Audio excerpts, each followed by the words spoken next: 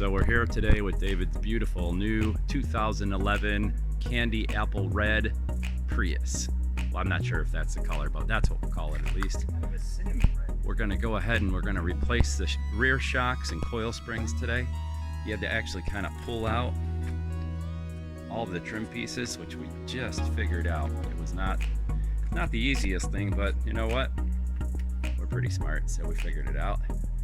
Now, David is using the Allen wrench key to start the process of loosening up that nut on the shock, and we'll come back and take a look further into our progress shortly.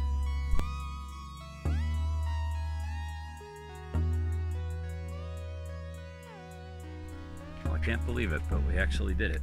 David and I make a good team. We pulled the springs and the shocks, we jacked the car up appropriately, made sure his head wasn't underneath the car when we were doing that. It's an important thing. And on the right is the new spring, on the left is the old spring. I can't say for sure if we needed new springs or not, but the new one looks a little bit taller. Let me do this.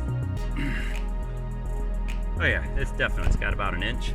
So that's gonna help. I can tell you the shocks are gonna make a difference though. Absolutely, the old shocks were definitely shot. We're gonna put those all right back in there in just a moment. And good golly, everything will be wonderful. Yeah. We did a good job, didn't we? We done? We're gonna put those tires on. Do we even need the tires? Who needs the tires, man? I like to just look at it up on the jacks. Just ride it on the roof. Look at that. New springs, new shocks, stickers out. Absolutely beautiful. This is literally a new Prius.